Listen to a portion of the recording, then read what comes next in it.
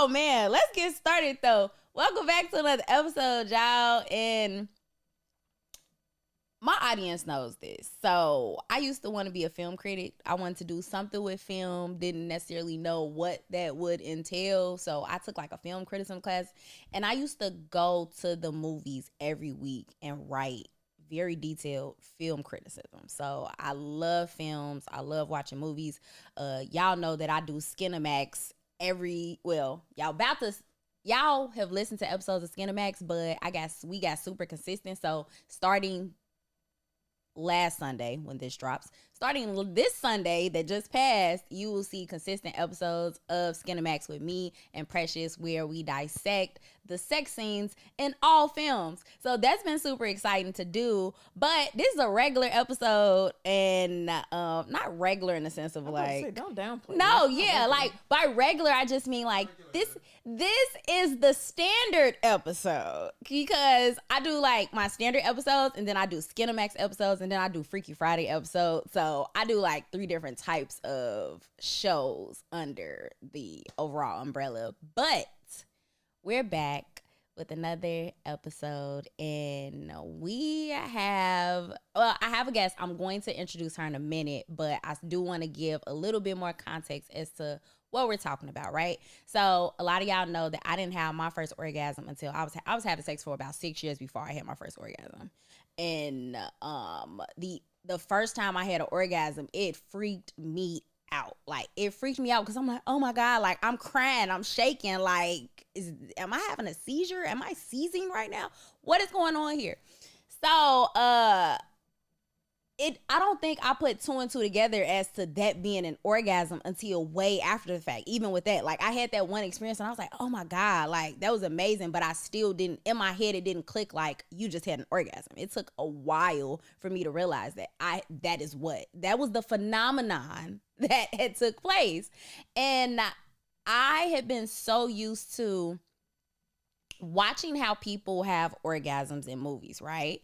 So me not knowing what an orgasm was at the time, I just thought that that's the reaction you're supposed to have when you have sex. So when someone is penetrating you and is on top of you, you're supposed to go, yes, I'm coming. I'm not going nowhere. I'm not coming and I'm not going. So I was programmed to react in that way. So it's super funny when guys say like, oh, you can't fake that leg shake. Like, you know how many movies I saw?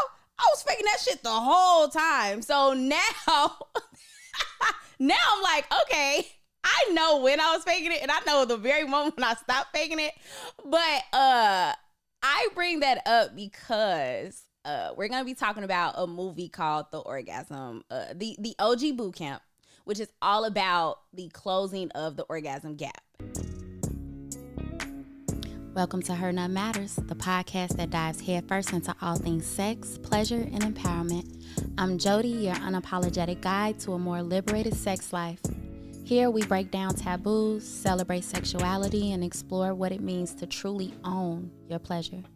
So whether you're curious, kink-friendly, or just looking for ways to spice things up, you're in the right place. Now let's get to it. And of course, on this show, y'all know I talk about all things sex, and I've talked about orgasms at great lengths. But I'm super excited to discuss this movie in particular. I'm going to introduce my guest, the beautiful Christal Luster. She's joining us. She was part of the cast. And she does some, also in addition to being a part of the cast, she's done some amazing things on the content creation side, as well as some projects for the, some actual work outside of being a part of the cast for the actual movie as well, on the content creation side. So I'm gonna let her introduce herself, and yeah, we can get right into it after that. Well, thank you so much for having me. What's up, everybody? Which way am I looking? This way? Right there. Hey, I am Christal Luster. Despite the underwhelming response initially when I walked in the room, I do a lot of different things. So I am an actress, I'm a speaker, I'm a content creator / influencer, I'm a published author, I'm a photographer, videographer, I am a musician, I'm a singer-songwriter. I do so many different things.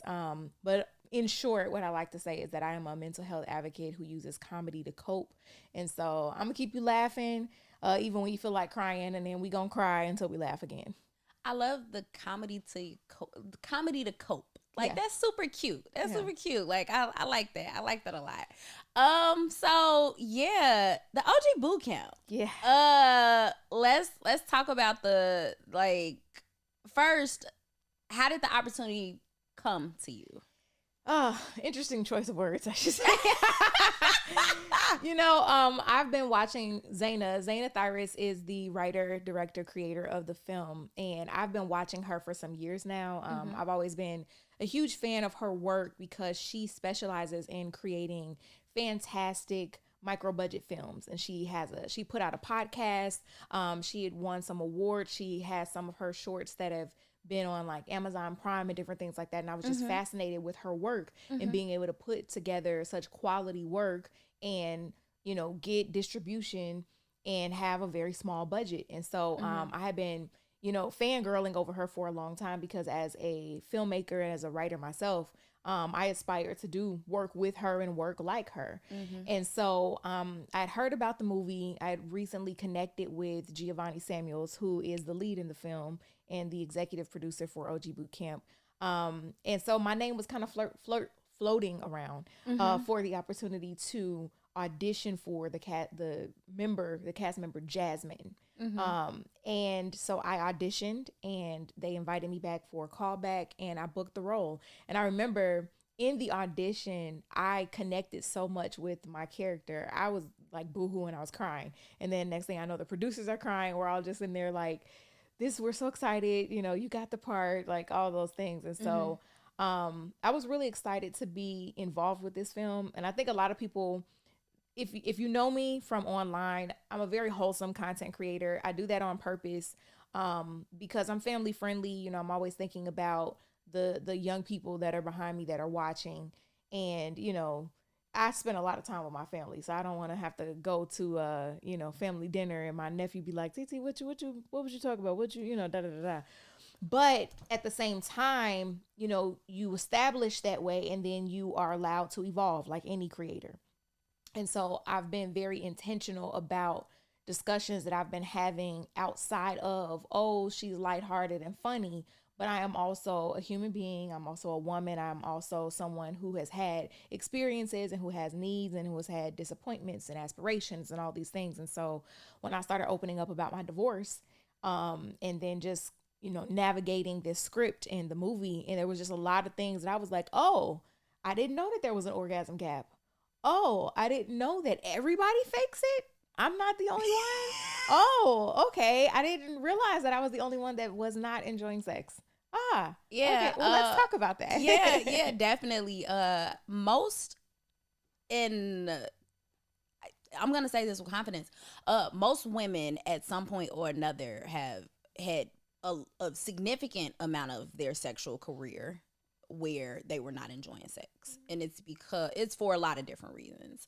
First, the way in which women are socialized to view sex versus how men are socialized to view sex are very, very different, so that contributes to the orgasm gap, right?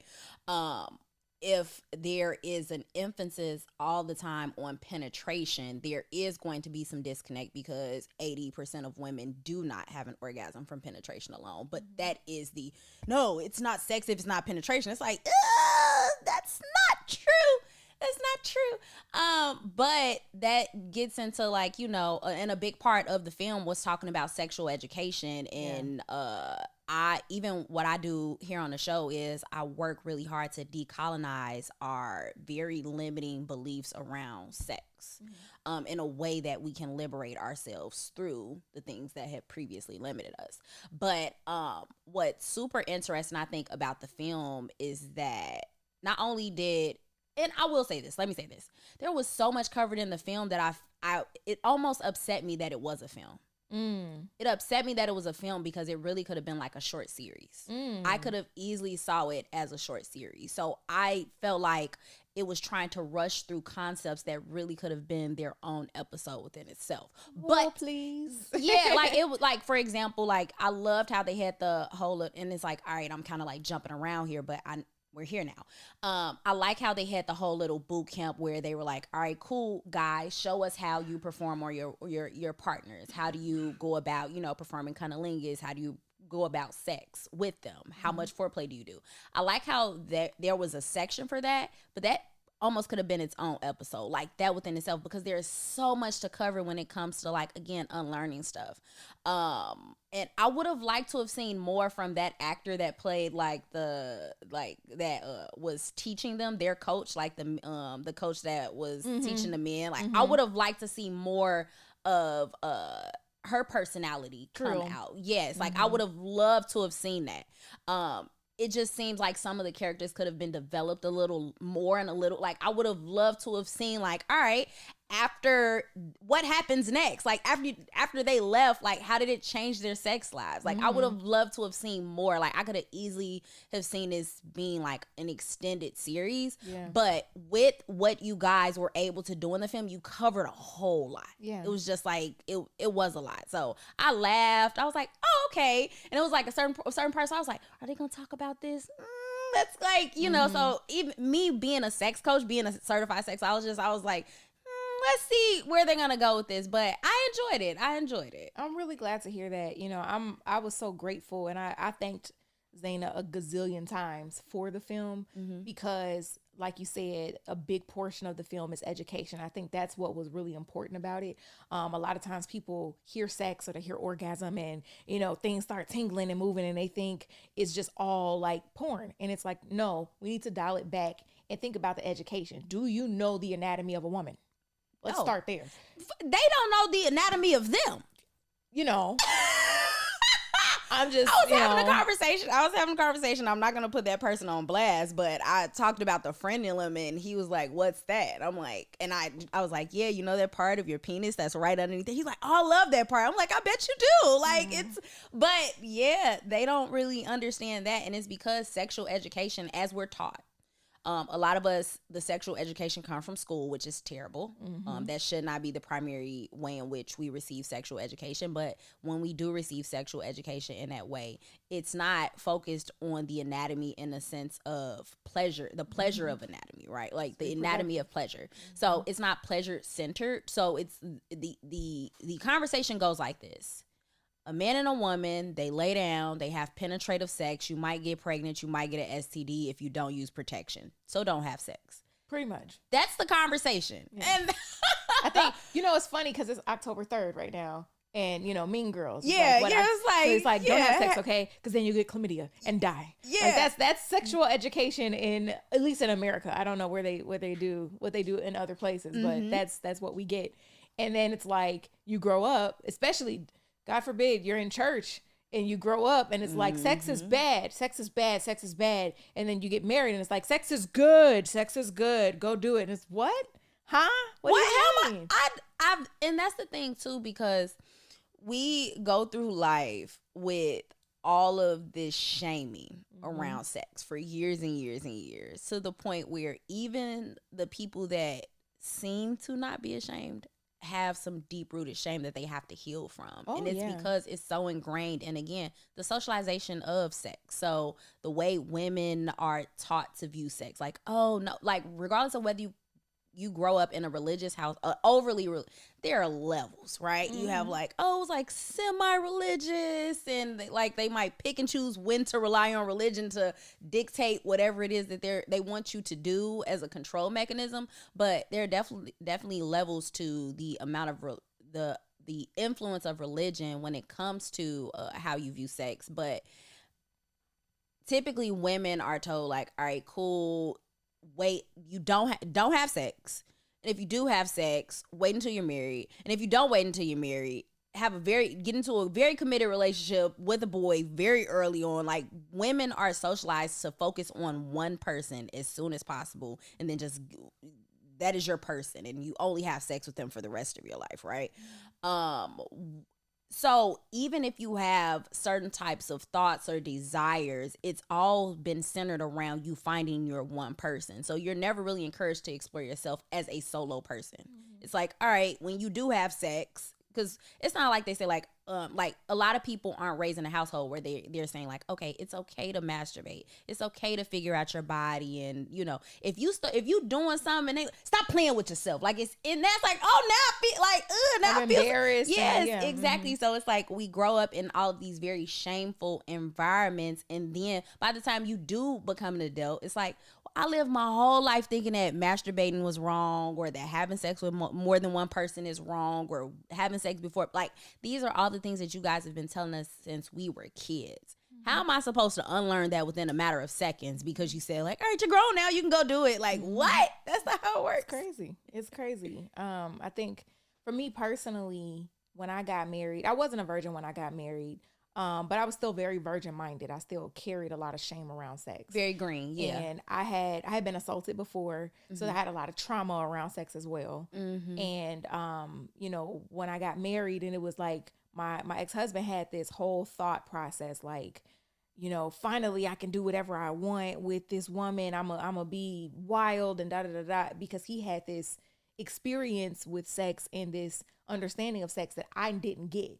He didn't get the talks that I got growing up in church. I got a certain talk. It's like, oh, if you sleep with all these men, you're a slut. But with men, it's like, oh, you know, way to go, attaboy. And so there was a disconnect from that perspective. And then I was never taught how to advocate for my own pleasure. And I was never taught how to advocate for my own sexual safety.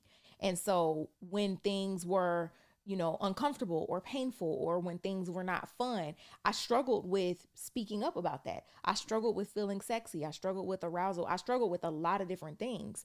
And, you know, I did have that embarrassment and that shame of like figuring out my own body, because it was something that there was a stigma with that, where it's like, oh, you know, don't do that. Stop playing with yourself, like you said. And so I think that what I love about this film is that we're trying to undo the disservice that society and that religion has kind of played for women in particular in communicating with our partners, you know. And this movie is specifically we're targeting heterosexual males and females, because the orgasm gap lies there between heterosexual men and women, rather than partner sex between other groups.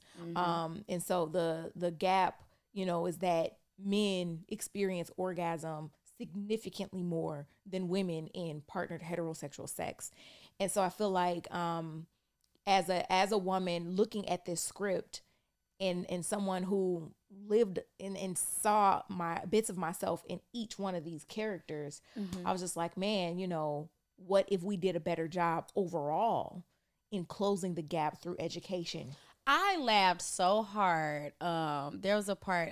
What's the Latina? What's her name in the film? Oh, I'm thinking of her real name, which is Molly, but that's not her character's name. Lily.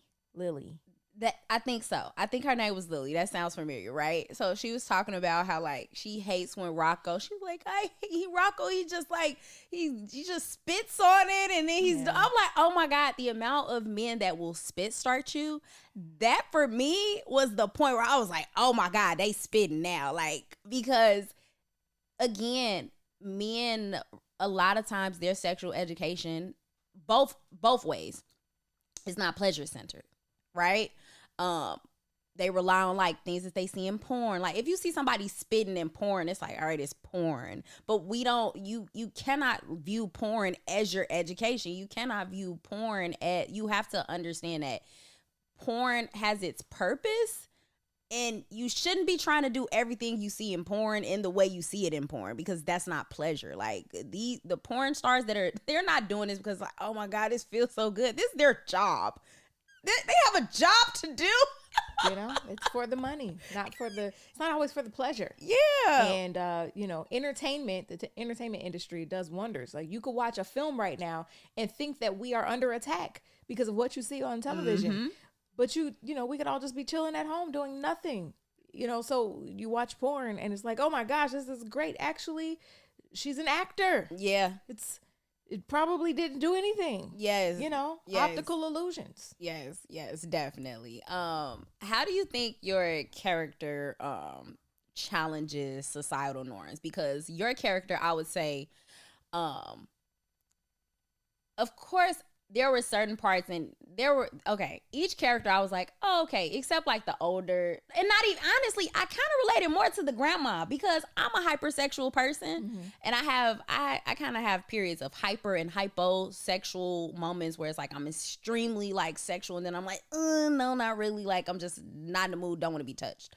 But with Jasmine's character, the fact that she was very like, I know what I want, this is what it is. But also there was like, oh, well, where's the passion? Like, you know, that part. I related to Jasmine on the levels of like, I know myself so well that it's like, I have to have sex in a very particular way. And I'm not satisfied if it's not this way. So I kind of related to just how straightforward she was with that, because everybody was looking around like, well, why are you here? Because it seems like you got this stuff covered. So how do you think Jasmine's character kind of like, again, how did you feel about playing Jasmine in comparison to like, you know, the other characters and how they just kind of like were juxtaposed? And then also, how do you think her character challenges societal norms? Sorry. So I'll answer the second question first. I think Jasmine's character challenges societal norms because there is this idea that women cannot have it all. Especially when it comes to Black women. It's like, okay, Black women are good for being on their own, being independent, being CEOs, being VPs. You know, we're wearing the hats. We're the most educated. We're making money. We're holding it down, but you don't have a man. Jasmine has all of that and has a man and has kids, and you know she has this beautiful life. And so yeah, why is she at the orgasm boot camp? And it's because she enjoys sex, but she wants more passion, and she doesn't know how to communicate that to her spouse, right? And so I think I saw a lot of myself in Jasmine. Our stories are not completely aligned. I'm not married. I don't have any children. But Jasmine's backstory is that she initially went through a lot of bad sex, right? She went through this idea that women are conditioned to cater to the egos of men. And so it's like, okay, I'm just going to do what makes him feel good and pretend like I'm having a good time too. That was definitely like where I was like, me too, sis. Me too. And so she did that for a long time until she didn't. And she got to a point where she's like, I'm going to learn myself. And I feel like there was a point in my life where I had some self-discovery and just, you know, I started talking to a sex therapist. I started talking to a relationship coach, and we had some one-on-one conversations, and she was just helping me to understand myself and understand my body and understand what was it that I was trying to achieve. At the time I was married. And so within the context of marriage, I was trying to understand what I need to show up, right? And it really boiled down to, okay, you're trying to do something together, but you need to start.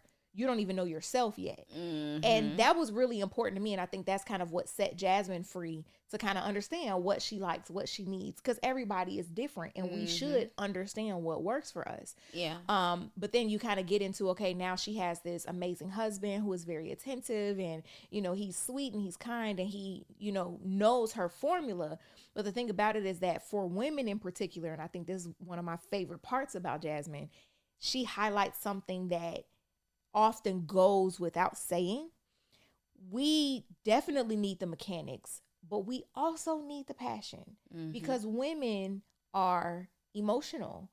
We are psychological. If you don't have me up here, it ain't a whole lot going on down there. I mean, you know, you could be doing all the right things, but am I going to enjoy it as much as I would if you have me up here?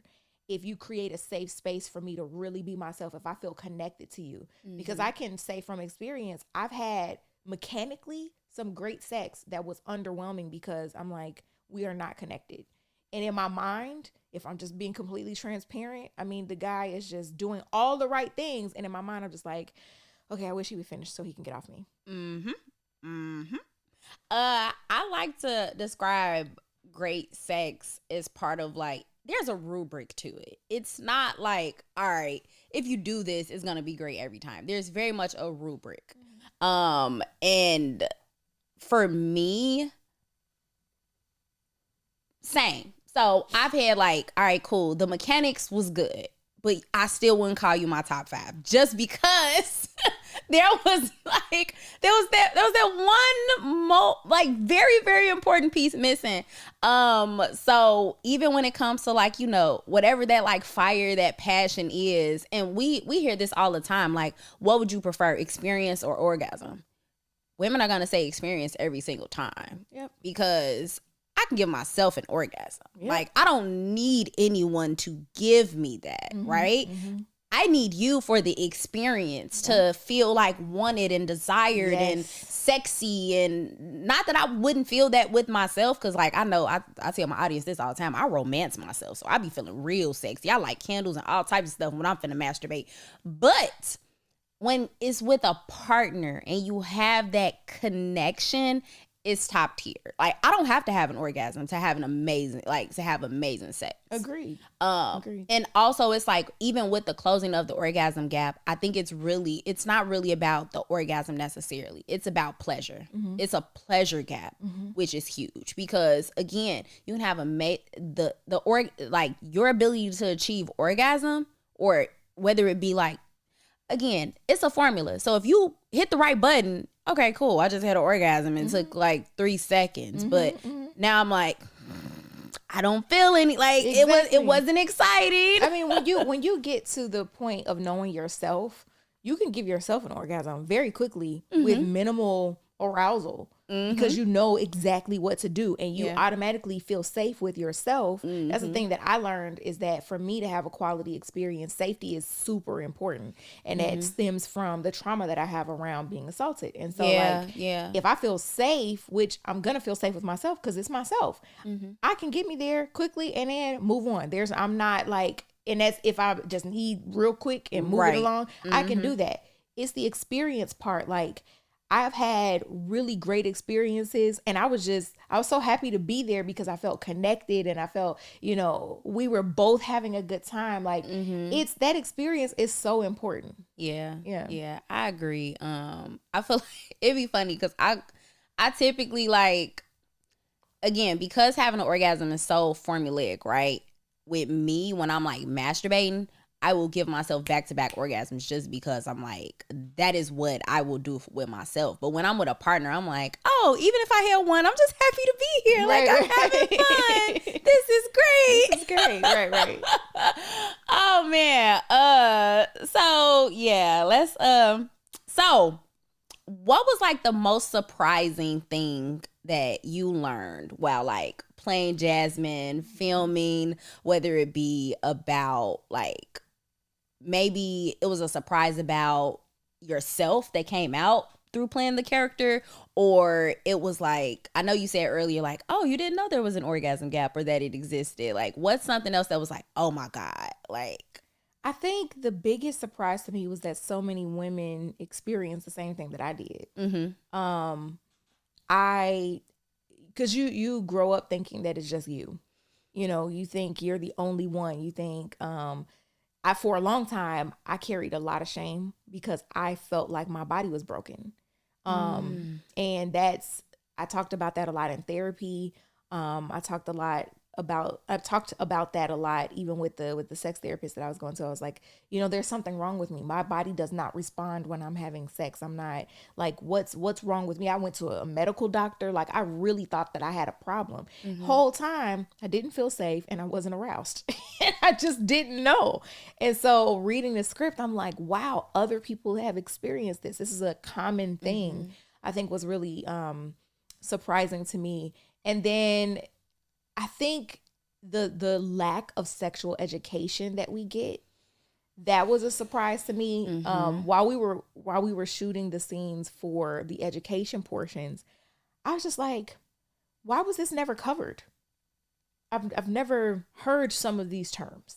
It's radical. It's crazy. It's radical. Like, even so sorry to cut you off a little bit, but you're good. When I talk about the history of women's pleasure, it's so interesting because it wasn't until like the 1950s that it was taken out of like medical books as a mental illness of women having orgasms. Like it I'm was sorry, what? Yeah, a woman having an orgasm or enjoying sex too much was considered a mental illness. And then like even when it comes to like if you go back and look at like why they were actually burning women at the stake, part of it was because they were witches because they were having orgasms. So wait one doggone minute. Yes. So female pleasure-centered education is radical, and it's anti-religious. Like it's sacrilegious. All of my flabbers are gastic because what the French toast? You got to be kidding me. Yes. It's an old episode where I went over like the history of that, but it's like yes, and also the clitoris was the full clitoral structure was not discovered until 1998. That is recent a as damn hell. shame. Like they went to the moon before they found the clit. Well, let me tell you something. Okay, they went to the moon. Some of these men still searching and don't know where to find it, but whatever. That is crazy. Yeah, so it's like, of course, I started the podcast before I became a certified sexologist, but like through learning myself with the podcast, because this is almost like my journal. Like it followed me through my self-discovery because so a little bit of background, my listeners know this, but for you, I turned 30. The boyfriend that I had from the age of like 23, 24 up until 30 had broke up with me, and I was like, okay.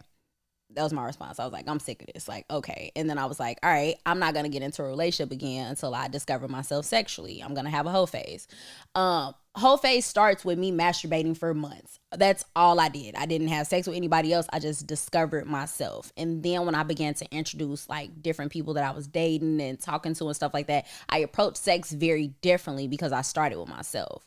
So even when you said earlier, like, oh, the issue wasn't with your partners, it was with you. Like, in anything that I teach, like in terms of classes, I always preach mindset shifting, right? Because again, as women, as people, because I even have like male clients that deal with a lot of shame as well, but we as people have been programmed again to view sex in a very specific way that you have to decolonize, deconstruct, unlearn all of that history. So whatever age you are now, and rewind all of the years that you've been learning about all this misinformation that you've been learning around sex, you have to unlearn all of that shit. That's traumatic. It is. A lot of what you, in order to liberate yourself, you have to again figure out why am I preventing myself from experiencing pleasure? What is limiting me? What is holding me back? So everything I do in terms of like being a sex coach, I preach mindset shifting first, because I tell them like, I can teach you all the tricks in the book. It ain't gonna help if you still in your head saying like, oh, well, do I look crazy when I'm doing this? Or I don't feel sexy, or you're still in your head, right? And I think even when it came to like the characters or whatever, them going through these exercises and they were begin to like reveal more and more about themselves, I could see the change in mindsets. And I will say shout out to Lily for like leaving him, because she was like, look, I know him. Like this Spoiler alert. This workshop was not going to help. Like it was. Some people just get stuck in their ways. Yeah. And some people, I think, with that particular character, we won't give too much of the film away because it is coming out and you all should definitely see it. Yes, go see it. But I think you have, and that's what I love about the casting and the characters. It covered a lot of bases. It covered a lot of situations. It covered a lot of mindsets. And I think that there are some who are, I don't even want to say that he wasn't willing. You can kind of see that there was an interest in seeing what can be done. But I think some people get so ingrained, and a lot of that is stuck in ego. I was just going to say, it's his ego. It's because of ego. It's like, I can't be the problem. And I've dealt with that in relationship. I've dealt with that where it's like, even when I was married, the conversation would be, well, why is it so difficult for you to get aroused now? What's wrong with you? And I'm just like, oh, what is wrong with me? For a long time, that was kind of my thought. Like, it always got turned on to me. And it was never like, well, you aren't arousing me. Mm-hmm. It was, I remember a particular conversation. Once I was like, romance goes a long way. And, helping me to get in the mood goes a long way. And he was like, well, sometimes men just don't have the time for all of that. Okay. I don't got time for it either then. Okay. All right. I've been saying this for a while. Once I learned that it takes women 18 to 40 minutes to be fully aroused. Fully. I've been preaching foreplay like crazy, and the amount of not just men but women too that say that's too long. It's like, baby, it's not that long. Like, why you rushing? Put on the playlist. Like, I promise you it don't take that long. Like, I will literally sit there and sensual massages and all of that stuff literally goes into the arousal process. Like, I don't, like, and of course also I hate that people just instantly assume that like, all right, cool. Foreplay is, all right, cool. I'm finna eat your pussy. I'm finna suck some dick, and boom, let's get to it. Cause even that, they be like, all right, you got a minute. Like, people really be out here trying to give head for like 121 seconds, and it's like, no, it's more than that too. It's like cooking a meal, right? Yes. So you can have a meal, and it can be a TV dinner that you pop in a microwave, a hot pocket, or you can have a hot pocket, and it might burn your ass when you bite it. It might. You can have a slow cooked pot roast. You know what I'm saying? Like, and it's all about the preparation. The thing, it's like you said, it's not just about, okay, I'm gonna perform oral. It starts with a conversation. You got to know your partner. So like for me, tell me I'm sexy. Tell me I smell good. Start with a conversation. If you sitting here telling me how I ain't shit all day, and then you come home and expect it for me to be turned on, what is wrong with you? What are you thinking? Like, that's not, you know what I'm saying? Start with your conversation. One thing that I used to get into arguments about, and again, knowing your partner, knowing the type of person that you are, I don't operate very well in filthy spaces. And so it's like, you want me to be feeling all sexy and your dirty drawers all over the floor, everywhere. There are crusty dishes in the, like, I need to be able to come out of my mind, because right now my mind is, I need to do laundry, I need to do this, I need to do, help me alleviate that list some. And it's like, well, I need to focus on, we're talking two different languages at this point. Yes. If we both want the same thing, which is to enjoy each other sexually, help me help you. Help me. You see what I'm saying? There was an instance where, and this is when I knew I was done with my daughter's father, actually. And I've told this story. It was a very specific day where I was like, yeah, it's over. I didn't say it was over, but it was over. So he worked, I worked. After we were done working for the day, we're at the house. My daughter is, I want to say, like 1 at the time. She's 1. So I made dinner, and it's time for her bath. I was about to do the dishes. So I asked him, I said, well, he wants to have sex. So he's made it clear, like, I'm ready to have sex. The dishes need to be done, and our daughter needs a bath, and she needs to be put to sleep, and then sex, right? So I'm knowing that she's going to go to sleep rather quickly. That's not even an issue of like, oh, it's going to take too long to put her to sleep. That's not an issue. So I asked him, I said, can you give her a bath while I do the dishes? And he said, hell no. Oh, okay. Okay. That's interesting. Yeah. Like, okay. Cool. I told that man, I said, I'll never ask you to give her another bath.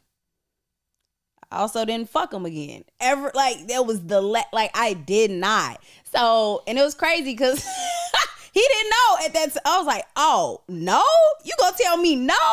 You ain't even offered to, oh, well, I ain't gonna give her a bath, but I'll do the dishes. Like, I'm telling you, like, we just got done eating. You know the dishes need to be done. Yeah. And you trying to have sex so you can go to sleep. So you want me to come, fuck you real quick, put you to sleep, then go do the dishes, then put our daughter, then he's like, no. Yeah, listen, the thing that makes me laugh oftentimes, and it's just a side note to what you just said, is when you know that this is the last time, but they don't know. So they be thinking like, yeah. Like, oh, she like, mad, but it'll be fine. You'll never see me again. Yeah. You know, like I be laughing real hard because I'm like, yeah, you're done. Yeah. And it was crazy because the next time he tried to have sex with me, I wasn't, again, at this point, I was still in a space where I wasn't advocating for myself. So this was in my early 20s. And he was like kissing on me, but I was so removed from it that before we even got to like the penetration part, he stopped and he like, you look disgusted. And I was like, I am. And then I just got up and then I just walked out the room. Yeah. Because it's like, you knew this was over. And it's like, you just, it's crazy because when you're done, you're done. It's really like that. It's like, oh, but that was the exact second I was done. And it's so interesting too. So kind of bringing it back to the whole idea of pleasure for women. For us, you put in all of these years, all of this effort, all of this time and these emotions and these actions to build something with a person. And it's a lot like how we put in all of that time for our own arousal, right? And then it's like, but the minute that connection is broken, it's like ripping a cord out of the wall for like an Ethernet cord or something. If you just rip that whole thing out the wall, you're done. The connection is lost. Okay, there is no reloading of the page. You're just done. And you did all of that work to wire and get everything together. And if you would have just been a little more tender, a little more patient, a little more, and I get it, right? No, scratch that. I don't get it. I do not understand. Because I think I'm so used to catering to this idea that we have to be understanding. We have to give them so much grace. I'm sick of giving grace. And here's the thing, right? I'm a very compassionate, understanding person. So I'm not sitting here saying like, oh, I am woman, hear me roar.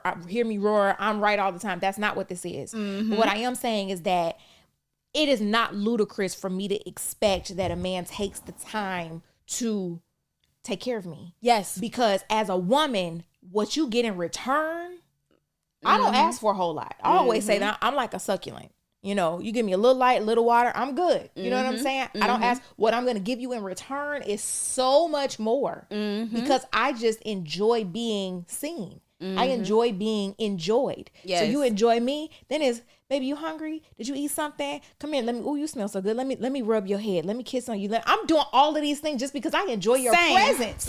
You see what I'm saying? I be telling people like me, it's like, all right, cool. Podcast me out the window. Me is someone that's interested in somebody. Oh, I am like, it's bad. Listen, like I'm obsessed. You I want to live in your skin. I want to wear your shirt with you in it. What do you need? Yeah. You want me to build Rome? Yes. I mean, I'm not very handy, but I got a power tool. I figure it out. You too. You know what I'm saying? Like, yes, I'm a support. What you need. I'm notorious when I tell you every time I cook, I'm texting this man like, you ate? You hungry? Yeah, I'm going to take care of you. Yes. And what do you like? I'm going to learn you. I want to see what gets you off because I like you, because I enjoy, because I know that I'm safe with you. Yes. And that's the thing. So I feel like my default is to be like, well, I understand that, well, he's tired and he doesn't. I'm tired too. Hell, yeah. I've been working just as hard, if not more. I clocked out from 2 jobs and then come home and got to clean up after I put you to bed. Who has time for that? Yeah. Put me to bed. Let's do the dishes together in the morning. And by the time he realized where I was coming from, it was too late. Like, we had a whole conversation about it. He was like, well, why you ain't never say nothing? I was like, it didn't matter. Like, this is who you are. Like, this is genuinely who you are. And my daughter's dad, I had known him since I had known him since I was 16. He was 17. You were like that when we were teenagers. You're not, this is who you are. This it hasn't changed. And fast forward, I was right. We're in our 30s now, and he still acts the same. Like, he will still call me and say, what size does our daughter wear? And I'm like, but she's with you. Why are you, like, you don't have to depend on me for everything. And that's what it was. Like, he's looking at me like, well, you my girl, you supposed to do all the cooking and do all of the cleaning and do, like, he was one of those. And I'm like, oh, so I'm your mom. So he was looking for a mommy. And that's what it was. Like, and he was a mama's boy. So he went, and still is. So he went from mommy to me. Jody.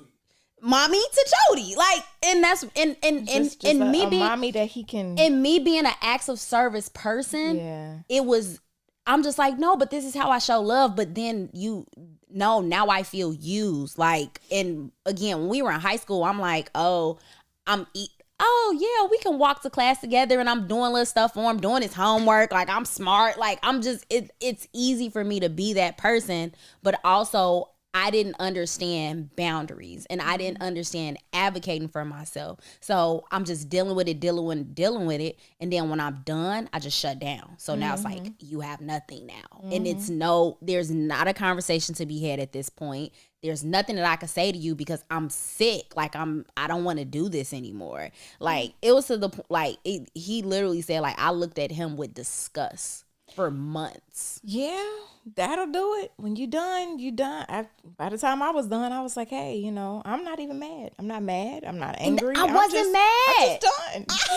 I was not mad at the man at all. I'm moving out. That's just it. Yeah. But it's definitely interesting how, you know, again, the way in which we learn about pleasure and advocating for ourselves, whether, again, like at the heart of this is that understanding how to advocate for yourself in a way that is effective. Not like, oh, you don't do this, or like, you know, in a way that's accusatory or you just blaming the other person. It's like, this is what I need. This is what I need. Yes. Whatever it is that you need to advocate for yourself. Like you advocate for yourself, I need to advocate for myself. And when you get into that advocacy kind of like mode, now it's like, all right, cool, I'm advocating for myself, you're advocating for yourself. Now we both kind of feel safe because now we understand each other's needs, and now we can move forward and figure out like, okay, what does this mean for what we have going on? How do we, you know, please each other, etc. Exactly. Yeah. Can you, well, I feel like we already kind of talked about like personal experiences that kind of like influence how you went about the role of Jasmine, because like you said, there were moments where you identify with her, but she's still a very different person than who you are. Yeah, she's a lot more outspoken than I am. I would say I'm outspoken, but I by nature am not as bold and opinionated as she is. Yeah, because as I was watching, I'm like, yeah. And I think it's because, you know, I look at just the makeup of who I am and how I grew up. I'm the baby of the family by a lot. I have a reputation in the family for like being the goody two shoe. Like even my cousin Boogie up there, you know, he when I came and did the podcast with him. And he was just like, man, Christal, I didn't know that you was this funny. Like, yeah, he was like, I never knew you was funny. Then he said, I just so happened to come across your Instagram. I was like, oh man, she's funny. Yeah, because I have this reputation that I have. I'm slowly but surely like coming into my own, and a lot of that, like, I think the catalyst for change in me was the low point that I hit in my marriage when I decided to get divorced. I started going to therapy and started really embracing the fact that I'm a sunflower in a sea of roses. And I had to, once I started embracing that, I embraced it on all counts in every front, including sexually, just understanding that my own brand of sexuality is acceptable and it's enough. You know what I'm saying? And so I think with Jasmine, she is very, she has the microphone, so to speak. And I have the words, but I choose who I share them with. And I think that's kind of a big difference, just the delivery portion of it. I'm still learning. I think that she's a lot more advanced than I am. I'm still learning. Yeah. But I definitely think that we both need that passion. I think a big theme there when you talk about the type of character that Jasmine is, she is a boss. And when you wear those hats and you have to be hard in corporate, you come home, you want to be soft. And for me, you know, I'm a content creator. I am a business owner. I am always thinking of deals and contracts and figuring out how I can take care of myself as a single woman. When I come home, I don't want to have to figure it out. I want to be soft. I want to, you know, I want the hardest thing that I want to do, you know, outside of the hardest thing that I want to do. That's the only hard thing, you know, I want to do. I let me figure out what's for dinner. Like that might be. And even that. I figured that out on Sunday. I already knew what all the meals was for the week. I'm just saying, but that's my point though. Like that's when I get home, I just want to be, I was walking with this one guy. And he held my hand. We were walking. I guess you could call what we were doing. We were on a date. And he held my hand. You guess? That's a whole different conversation. Okay. And so he held my hand, and I think at one point he asked me like where we were. I was like, I don't know. As soon as you grabbed my hand, I was in La La Land because I knew you was gonna keep me safe. You on the outside of the sidewalk. You are the man. I feel safe with you. You're not like one of them niggas that I just don't feel comfortable with. Mm-hmm. My head is no longer on a swivel. I'm on a pedestal, and you doing what you doing. I'm just here looking cute and excited to be with you. Yes. We could be in Timbuktu for all I care. You see what I'm saying? So like now I don't have to be hard when I'm with you. Yeah. That's attractive to me. Yeah. Let me just be feminine. Let me be soft. Let me be delicate. I dislike very bad when when I might be interested in a guy and he's not leading. Mm-hmm, right? Because I don't want to be the leader.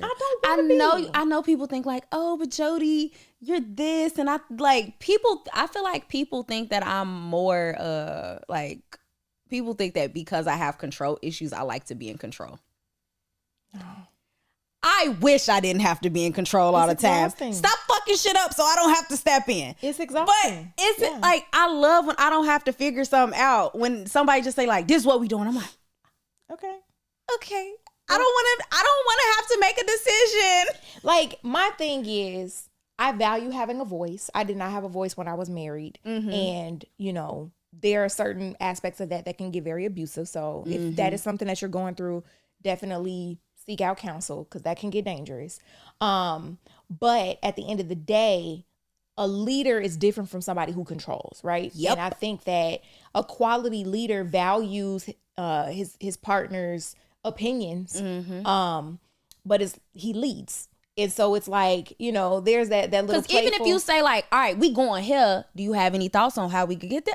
Oh, I'm glad you asked. I know about this shortcut. I'd be like, no, baby, I'm with you wherever you want to go. Yeah. Cool, come on, let's go.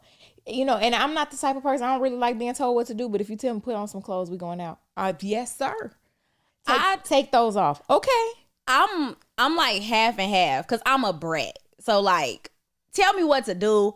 I may or may not listen, but I kind of like how it sounds. I kind of like how you I like the bass of your voice when you said it. Something about the bass of your listen. What you say to me, but so like again, depending on like, it's been times where a certain particular person, he was like, "Hey, stop fucking playing with me," and then called me by my government name, and I was like, okay, I'll stop playing now. I mean, I think that's a big part of, again, being a woman. I love being a woman. Yeah. I love being a woman is hard. Being a Black woman is hard. Mm-hmm. But I love being a woman because I feel like I'm good at it because I am a woman. I don't want to be a man. I don't want to compete with you. I'm not trying to compete with your space. I do not have the capacity to carry what it is that you have. Mm-hmm. And so men who come into a situation with that mindset, sexual or beyond, and it's like they feel like they got to prove something to put you in your place. I don't need to be put in my place. I know my place very well. Yeah. And if you assume your role as leader, trust me, I'm gonna make your job easy. Yeah, and I like that we talking that the conversation is kind of going in this direction because I strongly believe that how you do one thing is how you do all things. Yeah. So if you are someone that is super closed-minded and rigid about all things in life, there's no way in here you're gonna tell me you are the most sexually liberated and free person in the bedroom. Like, no, you're not. It's like, giving lie. Yeah, like it's giving lie. Yeah, the way in which you approach life, like me, I'm someone that is very, I could be over here, I could be over there. Like, I'm super adaptable, and I'm like that in the bedroom as well. Like, I can be all over the place. If I need to lean into dominant energy, I will. If I need to lean in submissive energy, I will. But I approach life like that. Like, where am I needed, and in what way do I need to show up for this thing? Mm-hmm. So I will say that in all cases, even if I haven't always been an advocate for myself in the past, I've always had that desire to advocate. Like, whether or not I actually advocated was a different story. Right. But now, the person that I am today, I speak up. I advocate for myself. I'm not going to just, like, talk to be talking. Like, if there's nothing to advocate for, I guess it's just nothing to advocate for. Right. But I think it is important. And I tell people, even when we talk about, like, different kinks and the things that people are into sexually, I'm like, a lot of this stuff is gonna make sense for y'all personality, whether it be a direct correlation or indirect correlation. Like some people are used to being in control, like you said, like if you're in control all the time, you don't want to be in control at home. Like some people that are like, all right, I'm super dominant in all aspects of life. In the bedroom, I want to be submissive. So you do have that. Or you have people that's like, no, I'm dominant in everything in life. I want to be dominant in the bedroom as well. But there's still a relationship. There's a direct relationship in that sense. So, yeah. So, we've been having a really good conversation. What else what would you say, what advice would you give to the audience in terms of like, you know, based off like what you learned about, you know, the orgasm gap, how you had to kind of like work through that character, maybe anything that you learned about yourself, just to wrap everything up. But what do you want the audience to walk away with? I really want the audience to understand the value of effective communication. Because at the end of the day, relationships, sex, love, partnerships, whatever it is, the foundation of it is good communication. And I think we as a people, men and women, we have struggled with being able to communicate for centuries. You know, there's that whole saying that men are from Mars and women are from Venus. The reality is that we're here from Earth.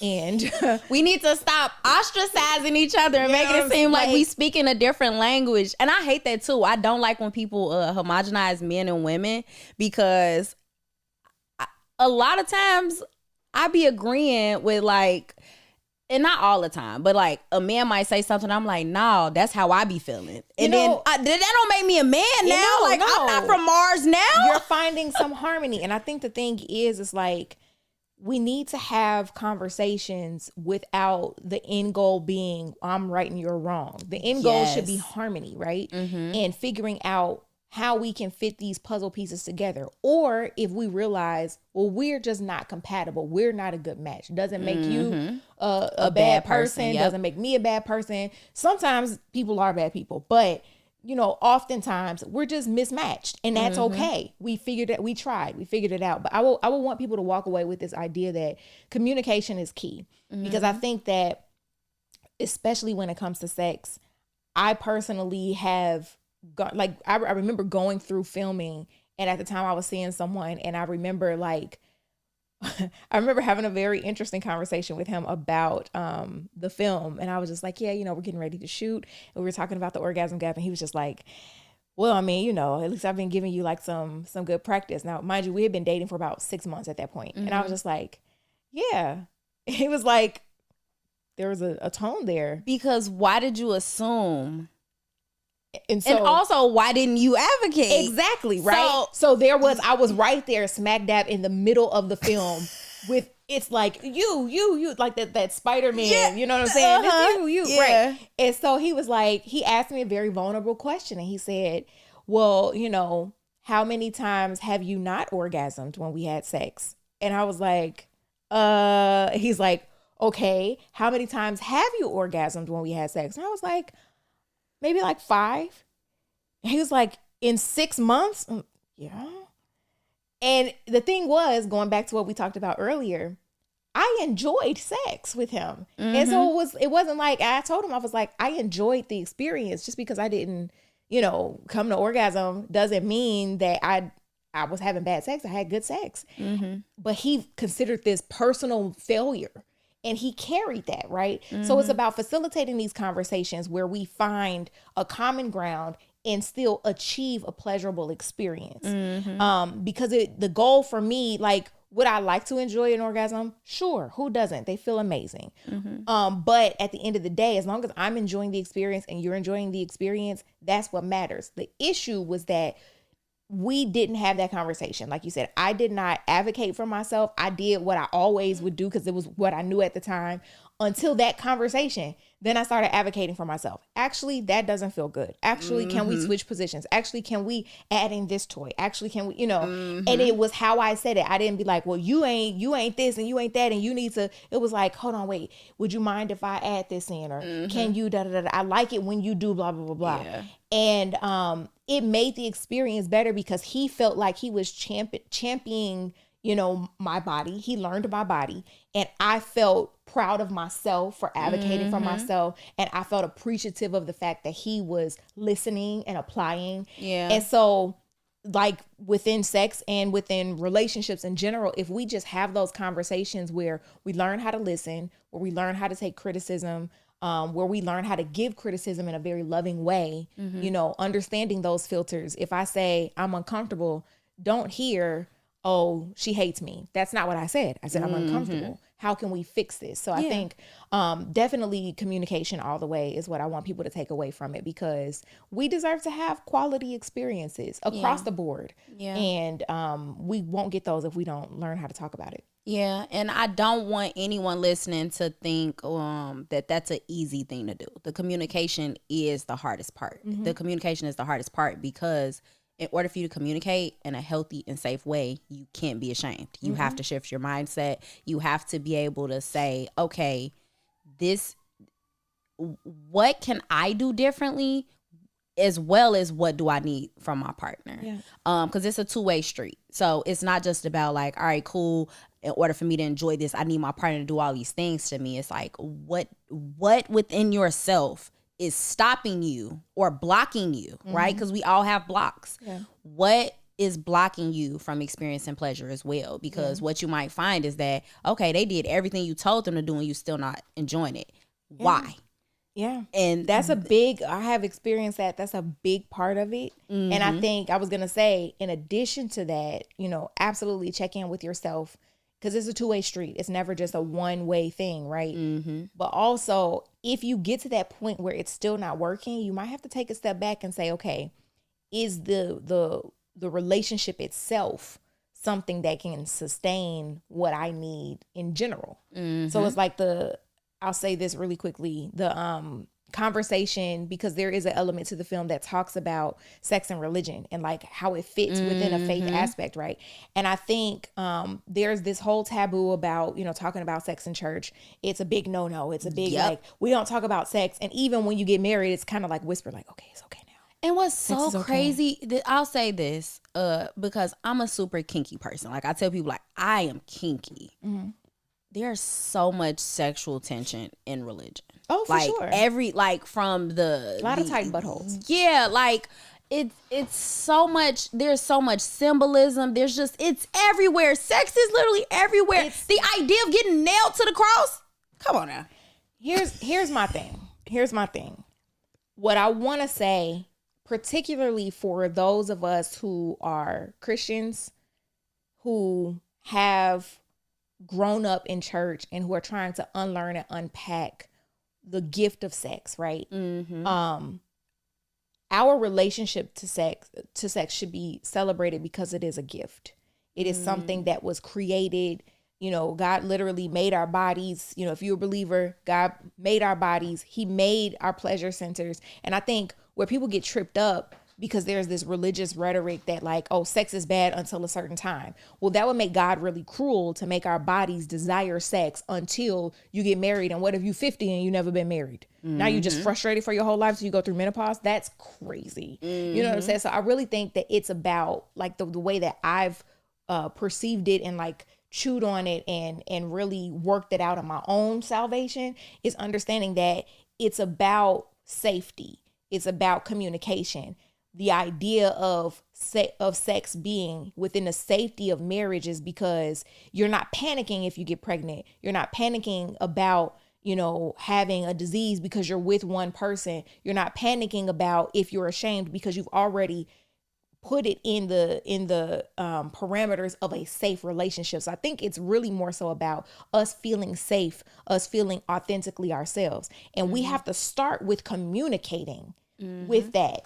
especially from a religious perspective, from a faith perspective, if you're not communicating about what you need, who you are, where you're going, you probably should not be sleeping with somebody, because you're not going to have I don't think you can really have a satisfying quality experience. Because like you said, if you don't feel safe, you're not going to speak up. You're not going to advocate, because you have to expose yourself to be able to do that. And that's why there are a lot of married women in the church not having orgasms, and you're mad that everybody else having sex, but you want one. You want an orgasm, don't you? I know you do. Deborah, I'm just playing. I don't know nobody named Deborah. But you know that there's somebody who just mad. Look at all these. They fast. Deborah, if you would just talk to your husband and tell him, hey, I would prefer that you touch me here. Yeah. And here's the thing too. I'll say this, like, the whole point in the clitoris is to be pleasured. There's no other purpose for it. There's just literally, it's only a pleasure God playground. Loved us so much. Yes. To just give us one button that the sole function is pleasure. Yeah, like there's no other purpose for us to have a clitoris other than to play with it. Like literally just pleasure it. So you mean to tell me that God gave me a pleasure center and I'm not supposed to explore it? Don't touch that. It's on you, it's in you, but it don't exist. Pretend like it's not. Come on. Yeah. Come on.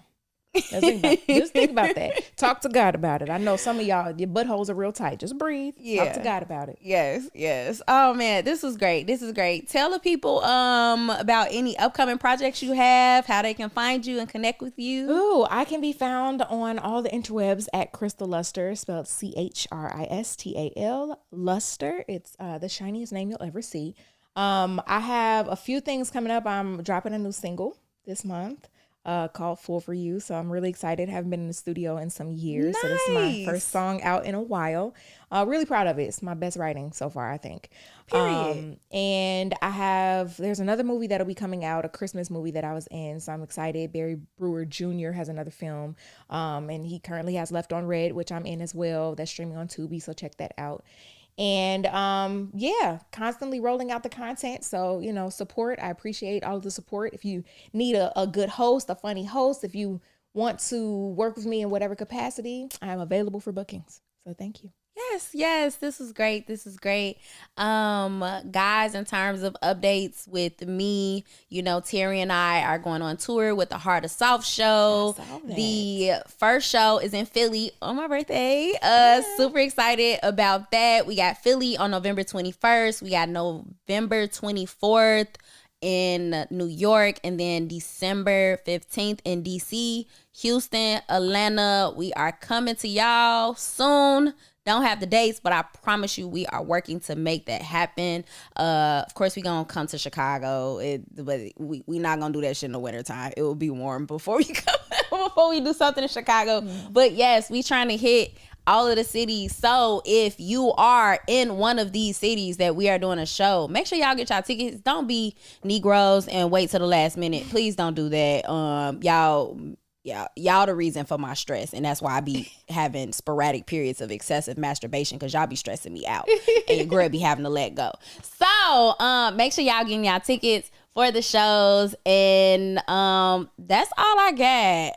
Well, thank you for having me. Yes, you were great. We gonna holla at y'all later. Peace.